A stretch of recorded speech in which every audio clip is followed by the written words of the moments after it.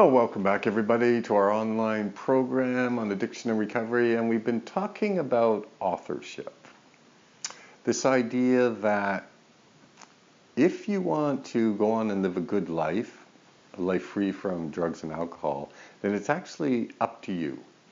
It's up to you to make decisions about your life, regardless of what's going on around you, regardless of your biology or your upbringing or anything else. It's actually your choice. Right?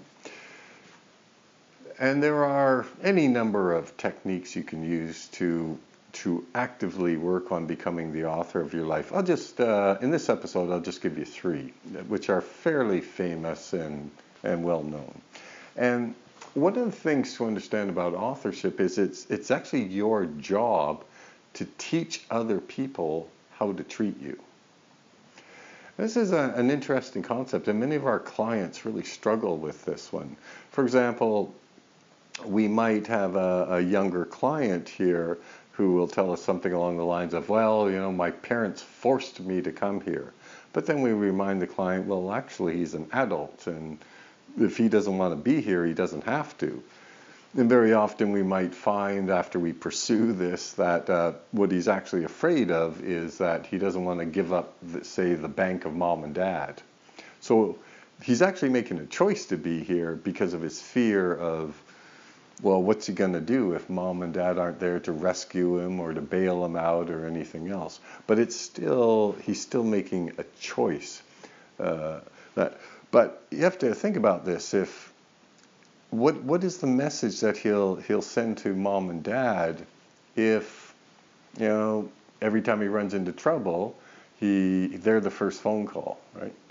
Or he's always asking for money, or he always needs some kind of help, right? The message that he's sending to mom and dad is he's actually not an adult, or he's not capable of making decisions, right?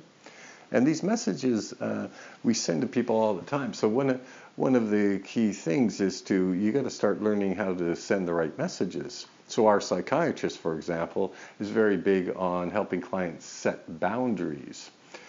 So, and that basically means helping the client stick up for himself. Like, say with parents. So thanks, mom and dad, for your advice and everything. But, you know, I'm an adult. I think I'm capable of making decisions on my own, right?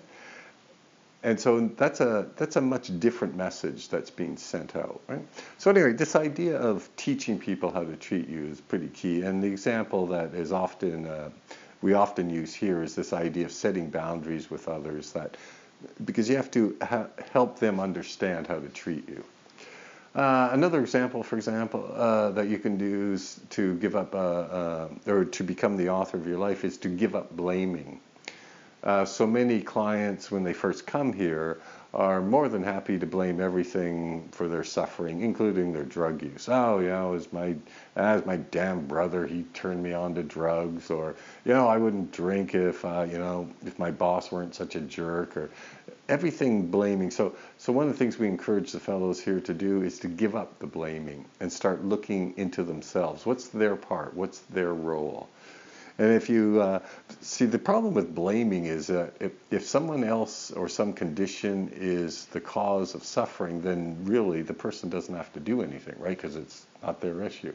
Yet authorship says, yes, it is your issue. Like, regardless of what's going on, you have to make these decisions, right? So giving up blaming is a good tactic. And another thing, another good tactic is taking responsibility for your behaviors. And so many people in active addiction have a difficult time even acknowledging they have an addiction problem, at least in public, mainly because of the stigma of the addiction, that it's much easier to hide the drug use. But being the author of your life, one of the things we encourage clients to do is to be open about their behavior. And if they make a mistake, so what? Who cares? That just means they're human, right? To take responsibility for themselves. If they give their word to do something, then follow through. If they don't really know what to do, then it's okay to say that, right?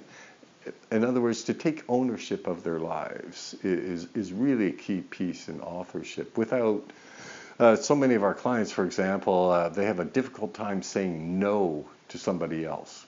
Or if they do say no, they feel they have this profound need to justify themselves and why they said no to somebody. All that kind of stuff, right? Is authorship. When you're the author of your life, none of that matters. You can just say no and be happy about it because you're making a decision for yourself, right? Anyway, just 3 quick little tips on how to become the author of your life. Anyway, and that's it for this topic, and we'll be back next time with a new topic on our online program.